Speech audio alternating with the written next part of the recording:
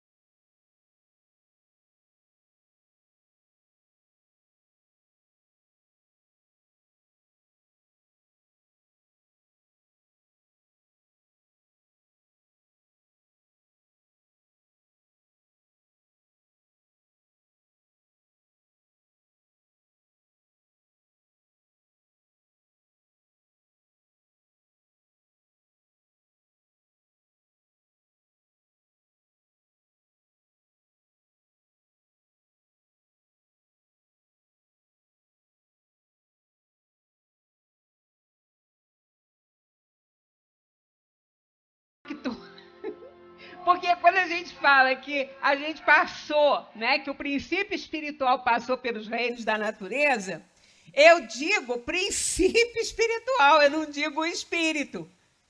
É o princípio espiritual, porque existem dois princípios. O espírito é o fluido cósmico, que lá no livro dos Espíritos está ali, lê-se matéria. O espírito é a matéria. Então, eles vieram caminhando juntos, porque há uma necessidade da alma intelectualizar a matéria e a matéria se servir, né? A servir-se ao espírito para que ele possa interagir nos mundos quando reencarna. Então, aqueles dois princípios vieram evoluindo juntos aí, sempre ali juntinhos, desde o início, que não terá fim. Ó, essa união aconteceu desde o início para não ter fim, porque não tem. Porque o espírito está sempre reunido à matéria, ao seu perispírito, que é matéria essenciada, quintessenciada. Tem gente que começa a fazer... As pessoas arranjam muitas polêmicas, né? Dentro da doutrina, então, Deus nos acuda, porque, olha, não é mole. Às vezes, uma vírgula que você fala, ah lá, eu não falei, ó. Aí, quando a gente diz que o perispírito é semimaterial, ué, mas é matéria? É matéria. A gente diz semimaterial, que é uma matéria tão essenciada que se a gente falar matéria, vai se confundir com a matéria do corpo. Densa, pesada, com átomos agregados, agregação atômica, e não é isso que ocorre na matéria do perispírito. É semimatéria no sentido de que é tão essenciada que ela não opõe resistência a nada, né? E ela acompanha a alma para todo o sempre. Embora a gente encontre em outras obras, é o que a Ângela acabou de falar, a gente pode ler tudo, pode estudar tudo, né? A literatura espírita é vasta, né? Muita coisa, que eles chamam de obras complementares da doutrina. Eu não chamo de obra complementar, não. Até porque eu não acho que o espiritismo precisa de complementação, né? Para a gente entender que existem obras complementares, complementar de quê? De quem? Algo que complementar é algo que completa. Para completar, a outra coisa tem que ser incompleta, né? Então, eu não chamo de obras complementares. Eu não sei, eu vejo... aliás, gente, eu falo essas coisas e às vezes eu até me arrependo, porque eu sou um mosquitinho perto desses tubarões aí dentro da doutrina, fazendo palestra no mundo inteiro.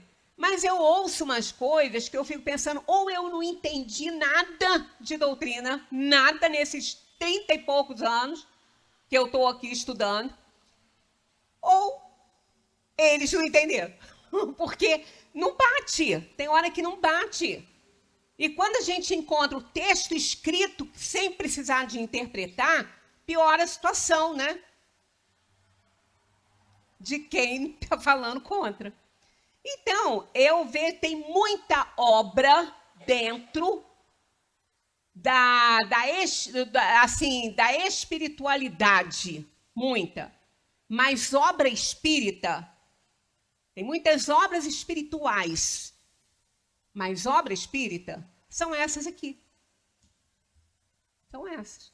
Então, não é complementar, porque, como a gente falou na semana passada, o Livro dos Espíritos contém a doutrina espírita. E ela não está incompleta.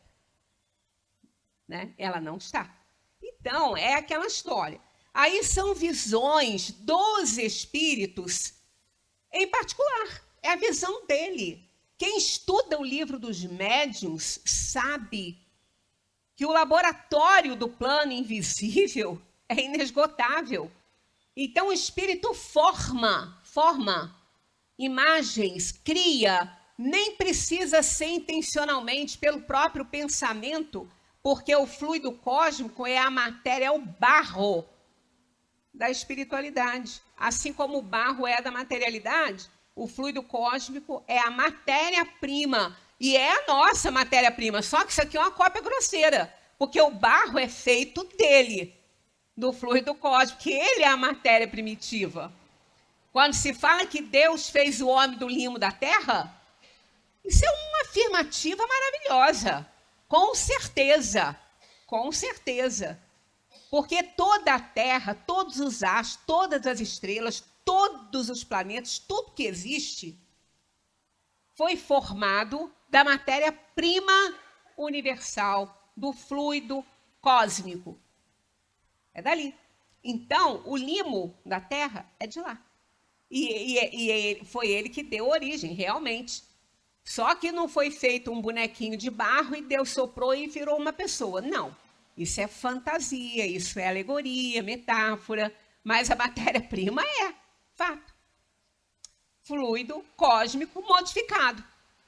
Né? A matéria, se a Terra é azoto, carbono, oxigênio, nitrogênio. Se a gente incinerar esta mesa aqui e um corpo morto, um corpo humano morto, os gases que vão ser encontrados são os mesmos gases. Nitrogênio, carbono, azoto. Nosso cabelo é puro carbono. Pode até fazer diamante com ele, sabiam, né? O Pelé fez um diamante do cabelo dele, por que a gente não pode fazer do nosso? O processo é caríssimo, é melhor comprar um diamante pronto, mas ele quis fazer do cabelo e presenteou hoje que é a mãe dele. Então, nós entendemos que tudo vem lá do princípio espiritual, passeando pelos reinos. Quando chega no reino animal, ele vai fazer as suas últimas experiências no reino animal. Veja bem, eu não estou falando no reino animal da Terra, no reino animal. E outros planos mais evoluídos também têm reino animal. Então, o elo perdido não está na Terra. Nós somos espíritos imortais, né? Aí, às vezes, eu ouço também um orador, que as pessoas, às vezes, querem rebuscar tanto, falar tão bonito, né? A doutrina não precisa muito disso, a doutrina só quer clareza, porque ela é clara, ela quer que passe ela de forma clara e simples. Não precisa arrumar um dicionário para botar do lado, nem obrigar as pessoas a carregar um dicionário e botar debaixo do braço e trazer. Não precisa disso. A estrela aqui é o espiritismo. Não é ninguém, né? De nós, é o espiritismo. Então, não precisa rebuscar, que às vezes o orador fala assim, mas olha, assim como os imortais falam, dá a impressão que a gente não é, né? Assim como mensagem dos imortais. Então, a gente não é imortal também, não? Eu sou. Todos nós somos, né? Nós não somos absolutos como Deus, porque absoluto é aquilo que não teve princípio nem fim. Nós tivemos princípio. Então, aquela união do espírito, né, com a matéria ali, vem lá do início mesmo, e vieram os dois aí fazendo evolução, até que chegaram ao máximo no reino animal e foram criados, então, ali, né, esse princípio espiritual deixa de ser princípio espiritual para ser um espírito. Aí é a obra divina que implantou na nossa consciência, não é? Que é uma fonte inesgotável da lei de Deus, e ali a gente vai seguindo o nosso rumo.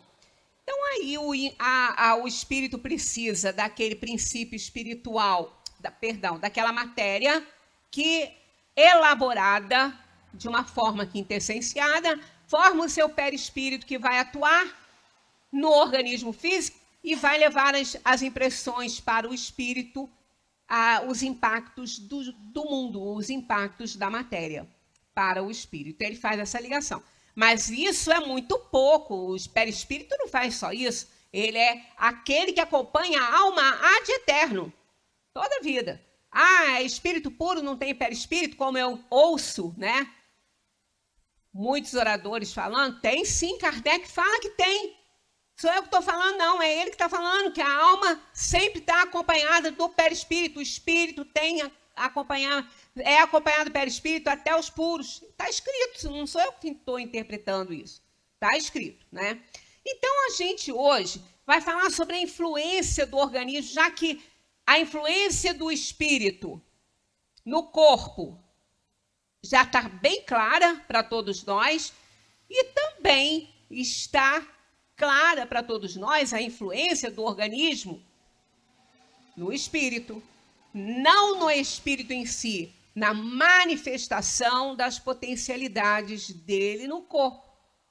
Tanto que, se a gente não tivesse esse contato e essa certeza, aí como que nós iríamos explicar às pessoas surdas, às pessoas com deficiência visual, né, com idiotia, né, que é um problema mental seríssimo, imbecilidade, né, que é próximo da idiotia, é um problema.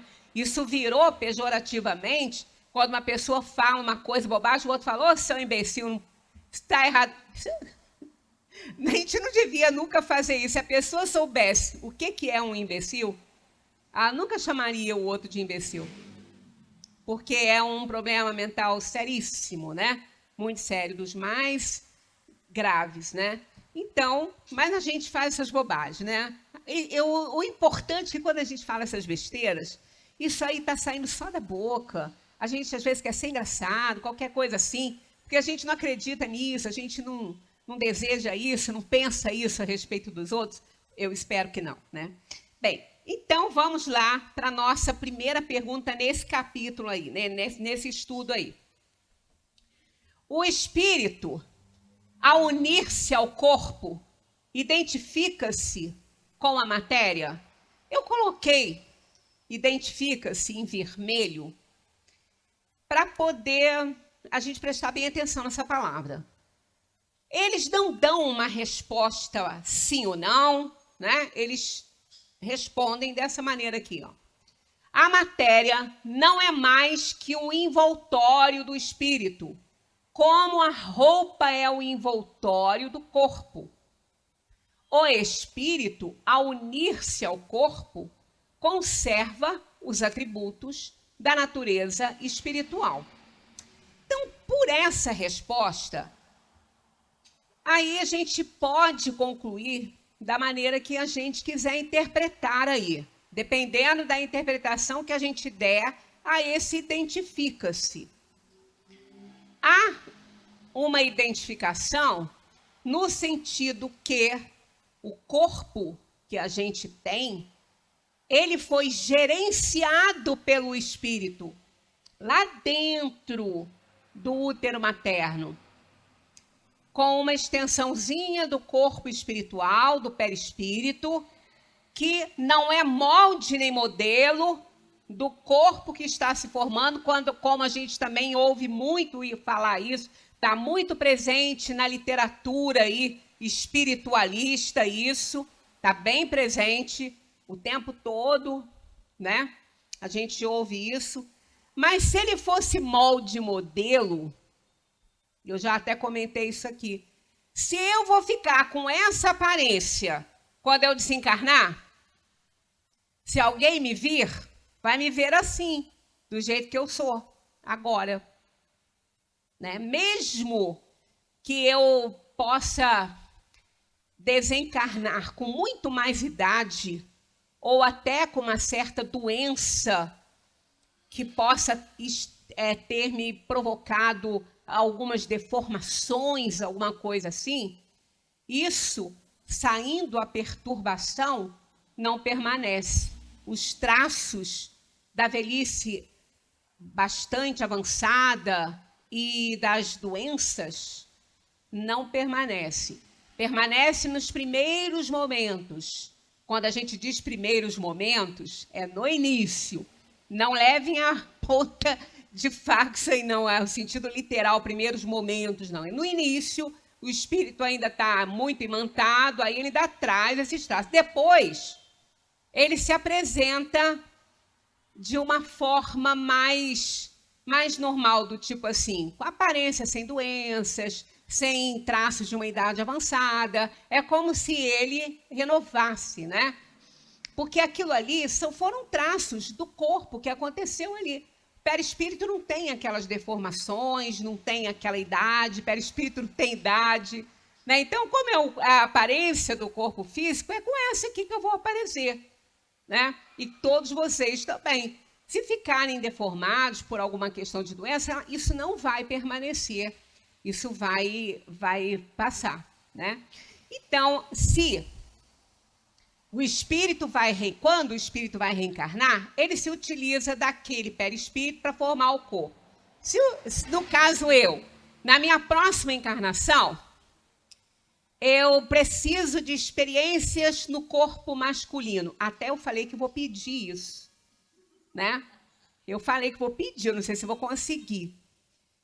Mas eu vou pedir, né? Não custa nada pedir.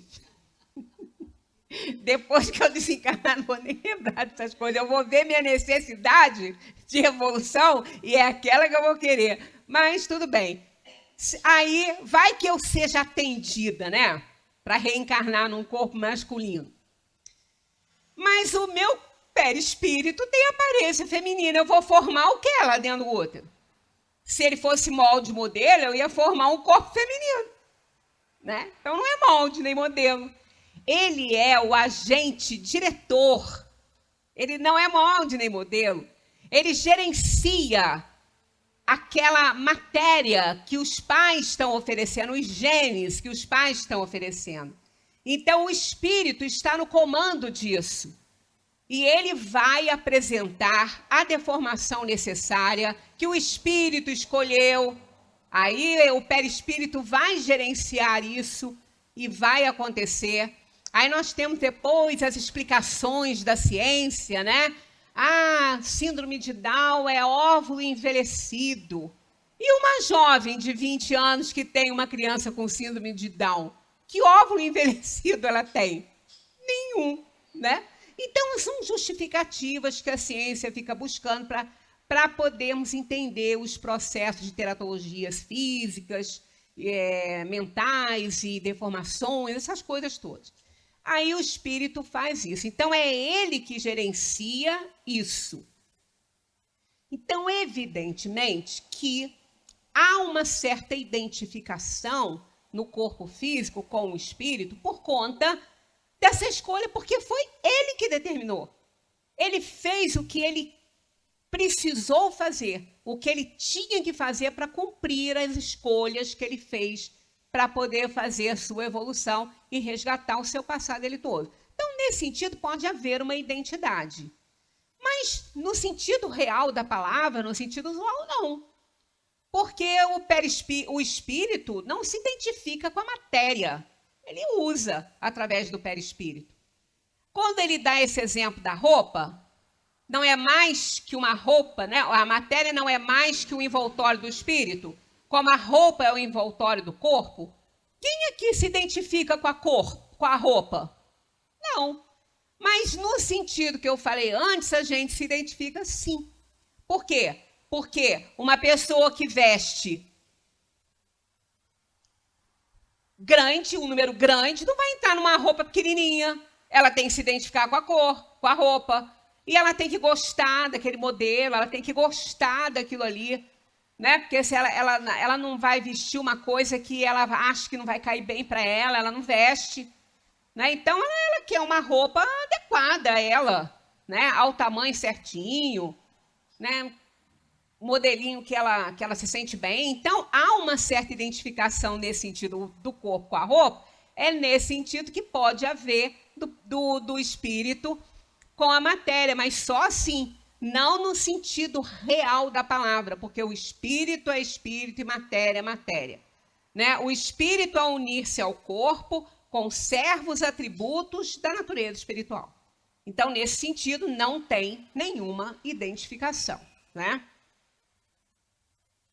368. As faculdades do espírito se exercem, devia até ter posto em vermelho isso aqui, ó, com toda a liberdade, após a sua união com o corpo. Olha a pergunta, né? As faculdades do espírito se exercem com toda a liberdade após a união com o corpo. É importante isso aqui, com toda, porque ela se exerce com liberdade, sim. Agora, toda é diferente, né? Então, tem algo mais aqui na pergunta. Aí eles respondem, a matéria não é mais que o envoltório do...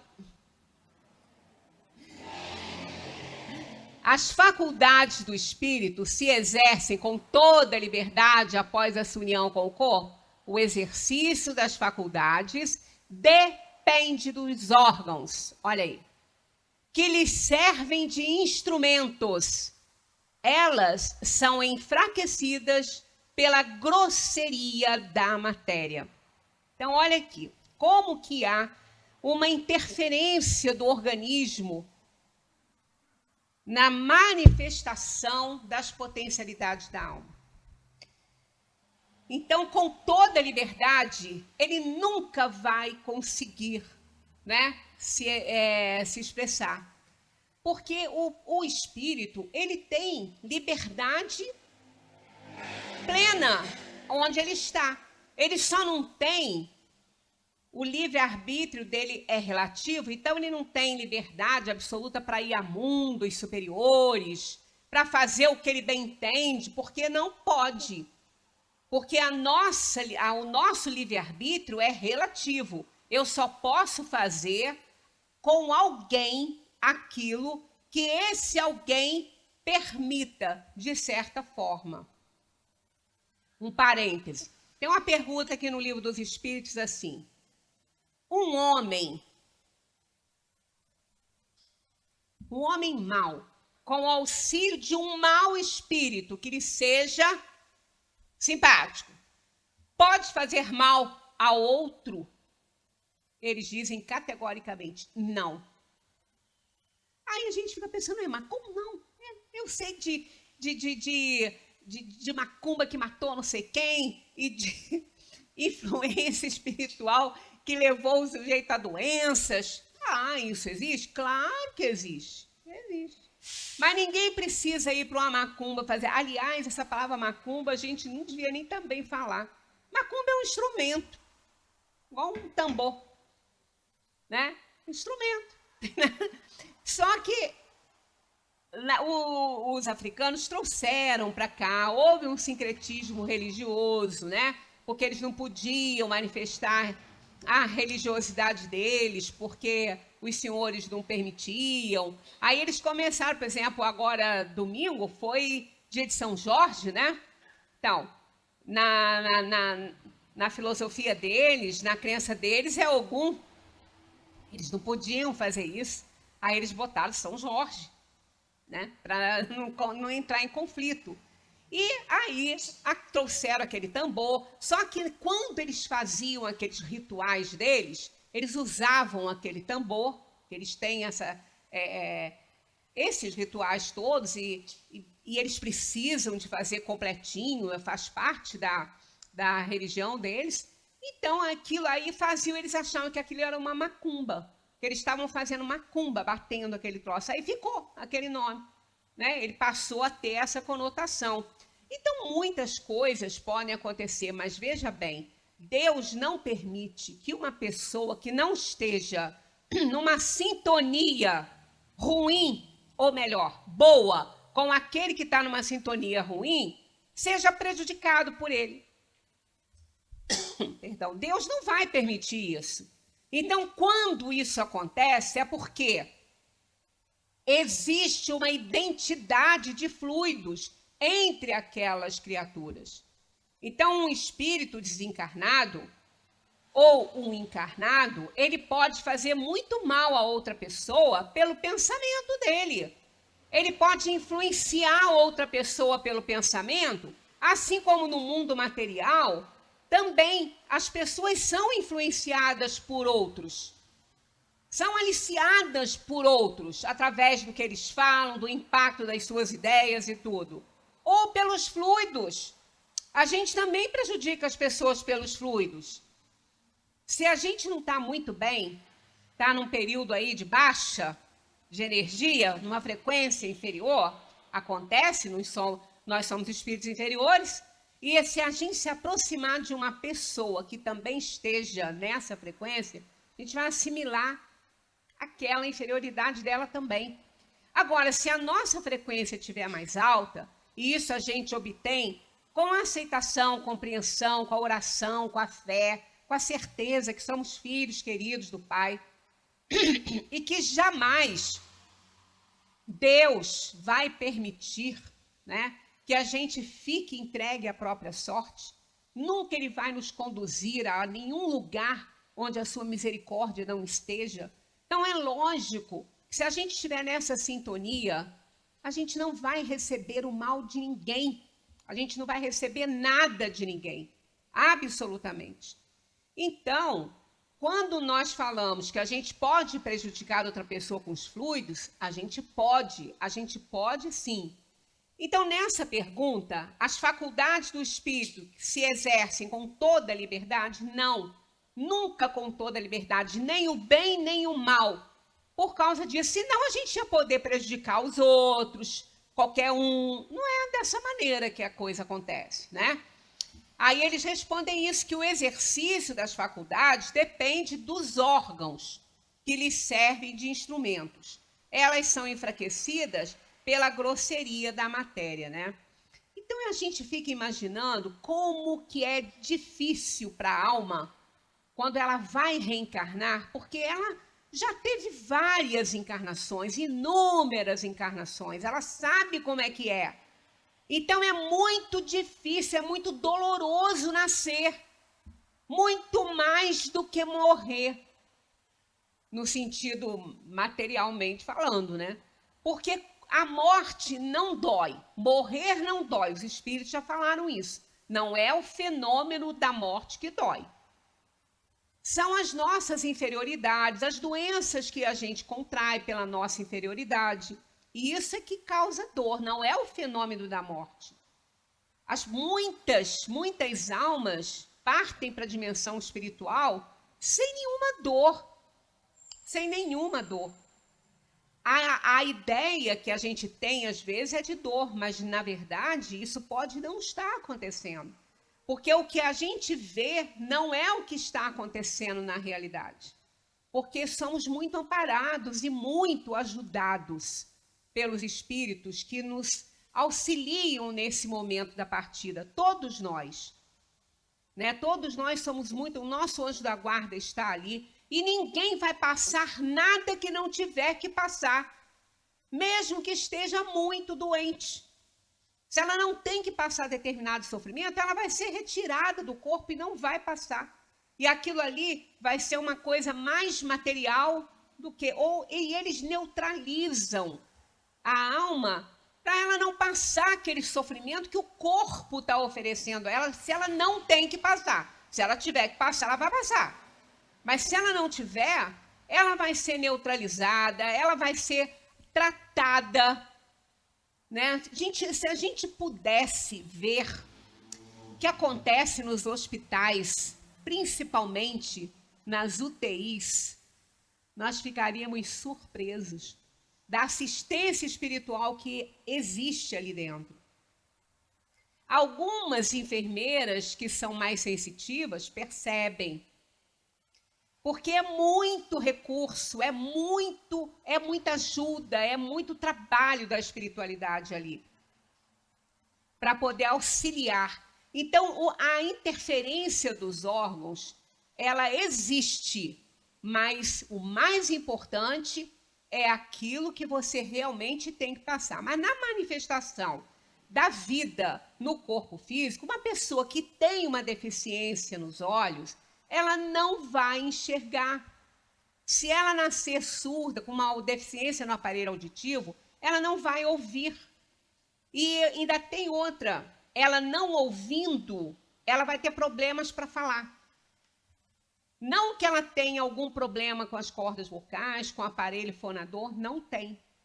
Em alguns casos pode ter, mas normalmente não tem. Ela apenas não consegue falar porque ela não consegue ouvir ninguém falando, ela não aprende. Ela não aprende a falar.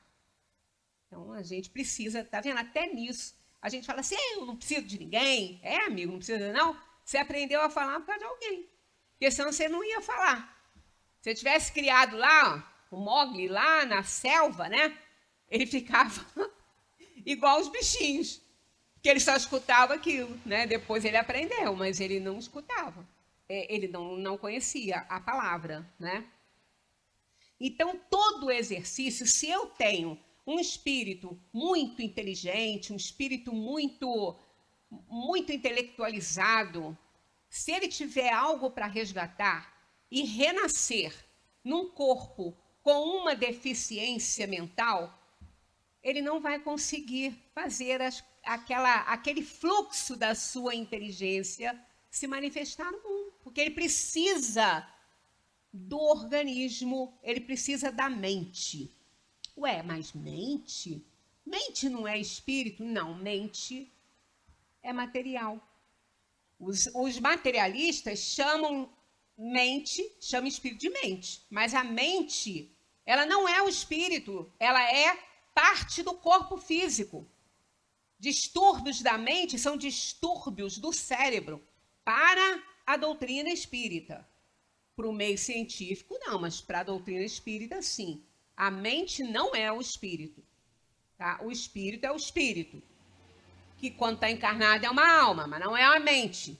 Então, se ela tem um problema com a mente, se aquela alma encarnada, ou o corpo tiver um problema com a mente, não vai conseguir raciocinar, vai ter um problema de idiotia, de imbecilidade, outros mais leves, mas não vai ter raciocínio lógico, e assim vai.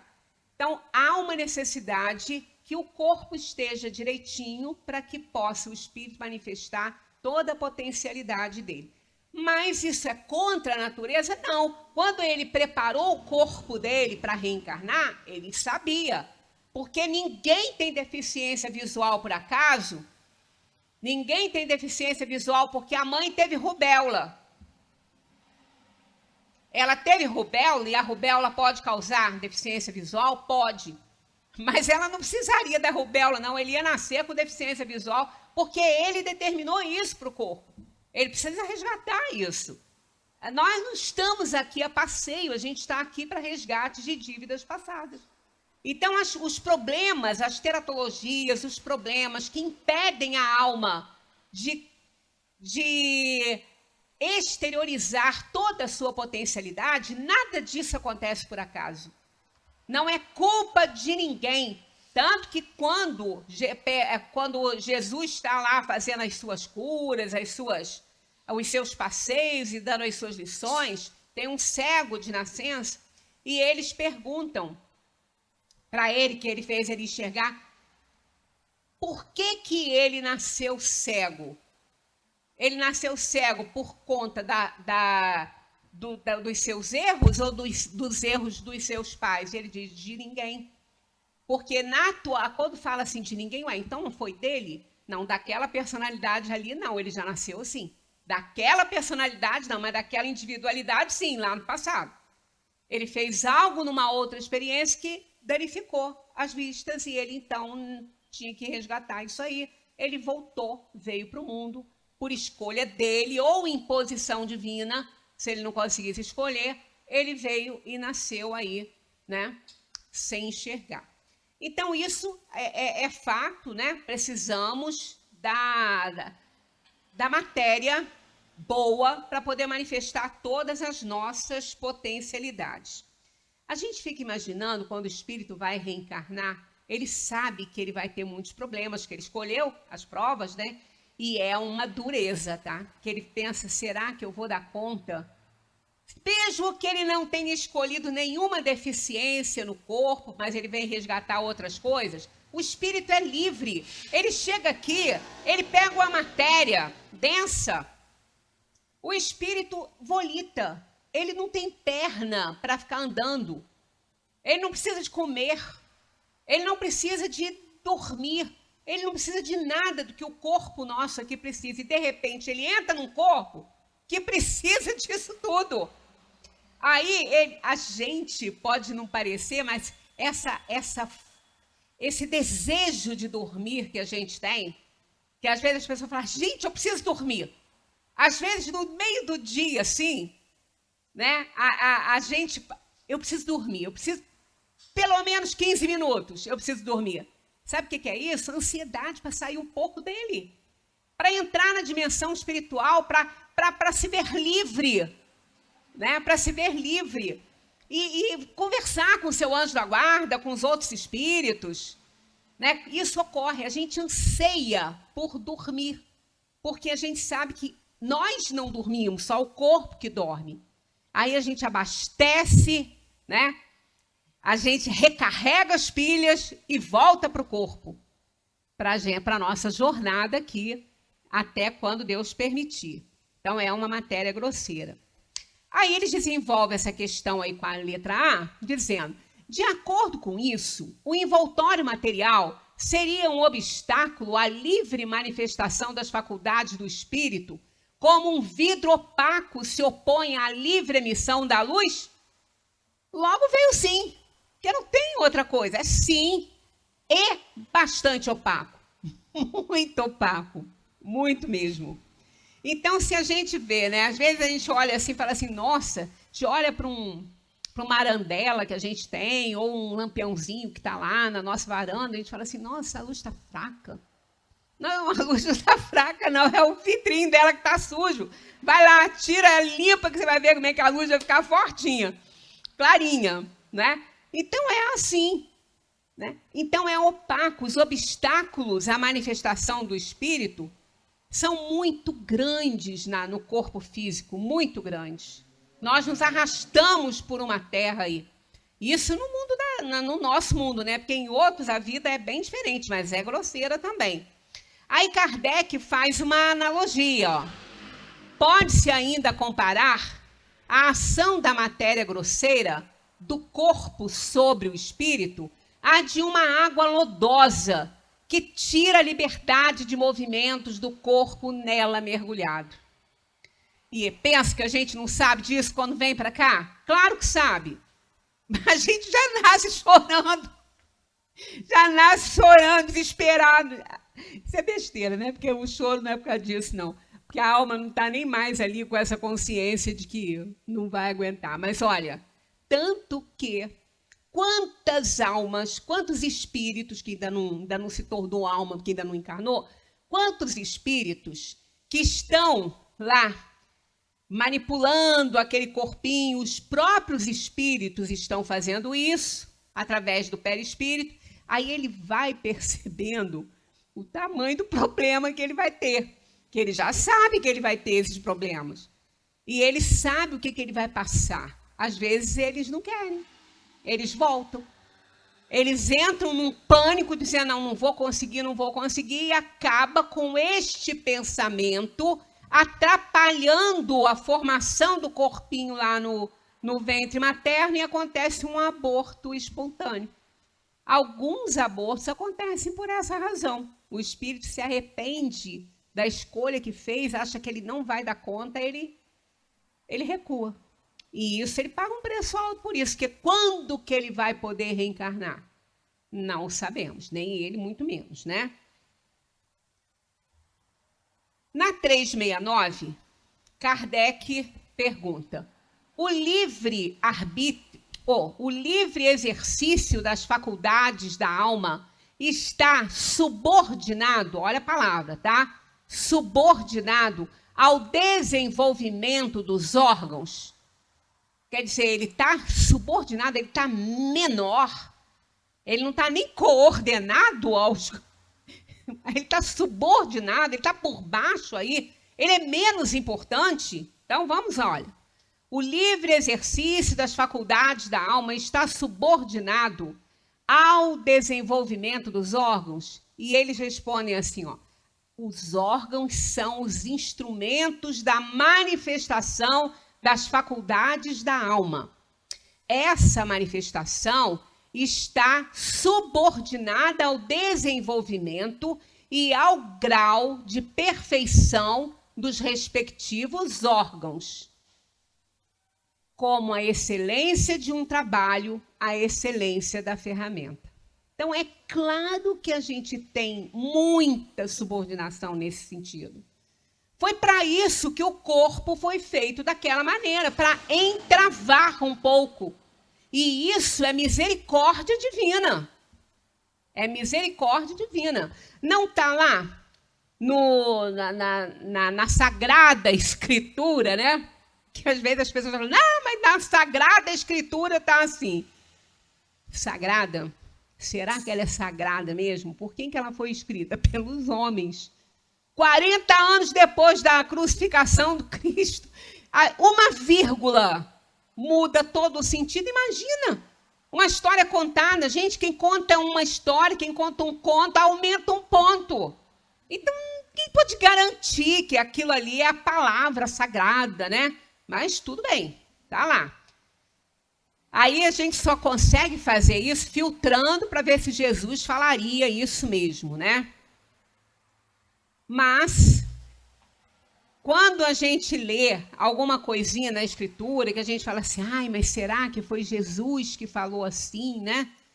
Os órgãos, aí a gente fica pensando, bom, Como é que pode? Se a sua mão for motivo de escândalo, cortai-a e lançai-a ao fogo. Vocês já viram alguém fazer isso? Se seu olho for motivo de escândalo, tá lá, né? Se seu olho for motivo de escândalo, fura, arranca os olhos. Quem que vai fazer uma bobagem dessa? Até porque a gente não acha que é motivo de escândalo, né? O outro que me fez fazer assim. Eu fiz um escândalo, porque o outro, fulano, fulana, me levou a isso. Que ingenuidade a nossa, né? Então, isso é que explica as teratologias. A criança que nasce sem braço, sem perna, cego. Ela arrancou o olho dela. Não quando ela vivia, mas no retorno à vida corporal, ela viu que ela não merecia enxergar. Tem uma passagem interessante no livro. Esse livro é bem legal, falando sobre a questão dos suicidas, da Ivone Pereira, que o personagem desse livro, ele cometeu crimes, ele cometeu um crime grande, que ele acabou matando a amada dele, num momento de desespero também, e ele depois acabou se suicidando. Um personagem importante da história, é real esse personagem, ele conta a história dele. Aí, quando ele está para reencarnar, que ele está escolhendo as provas dele, o tempo todo ele pedia que fosse lhe dado a graça de nascer sem as mãos. E ele incorporou essa ideia no perispírito de tal forma que já, ou melhor dizendo, ainda na erraticidade, o perispírito dele ele já conseguiu mutilar o próprio perispírito através do pensamento. E ele aparecia sem as mãos para quem o estava vendo. Ele que pediu, e ele reencarna, vem sem as mãos, e outros problemas ainda que ele devia por conta do suicídio. Ele deu um tiro na cabeça. Então, a gente vai vendo que isso aí, essas teratologias, isso tudo é consequência de nossos desregramentos de outras encarnações que a gente precisa de resgatar. Então, não é por acaso que essas coisas acontecem. E o corpo é um grande instrumento da alma para isso. Olha que importância tem o nosso corpo, e a gente maltrata tanto ele, né? A gente desregra, a gente faz tudo errado, coitadinho do nosso intestino. Eu só fico imaginando o desespero, né? Se ele pudesse falar, gritando, fulano não come essa porcaria, fulano não se alimenta disso. Né? O trabalho que a gente dá para o intestino, olha, eu estava lendo umas coisas a respeito, como aumentou, né, o índice de câncer intestinal. Né? Mas hoje a gente está comendo muito mal, a gente maltrata muito o corpo. E muitas vezes não é para a gente ter aquela doença, mas a gente provoca tanto que acaba tendo. E isso aí a gente vai resgatar em outra também. Não pensamos que a gente vai terminar esse resgate agora, não. A gente começou agora, mas vai terminar. Há algumas doenças de causas anteriores, são aquelas que a gente realmente já traz na nossa escolha, na escolha que a gente fez. Né? Do contrário, então a gente maltrata, a gente não devia maltratar, devia tratar muito bem desse instrumento, assim como aquele que cava a terra, né? Aquele que planta, trata do seu instrumento, da sua enxada. O médico cuida do seu bisturi, porque precisa daquele instrumento estar muito bem afiadinho, para poder facilitar o trabalho dele. E assim também o espírito precisa que o nosso corpo esteja bem, para que a gente possa aguentar as doenças anteriores, de causas anteriores. E a gente maltrata e ainda arruma uma porção delas, né? Para se somar aquelas ali. Pode-se induzir da influência dos órgãos, essa aqui é muito importante, pode-se induzir da influência dos órgãos uma relação entre o desenvolvimento dos órgãos cerebrais e o das faculdades morais e intelectuais? Olha a pergunta, hein? Pode-se induzir da influência dos órgãos uma relação entre o desenvolvimento dos órgãos cerebrais e as faculdades morais e intelectuais? Quer dizer, os espíritos precisam dos órgãos para terem as suas faculdades desenvolvidas ali, ou então criadas, né, ali. Olha o que eles respondem. Não confundais o efeito com a causa. O espírito tem sempre as faculdades que lhe são próprias. Assim, não são os órgãos que lhe dão as faculdades, mas as faculdades que impulsionam o desenvolvimento dos órgãos.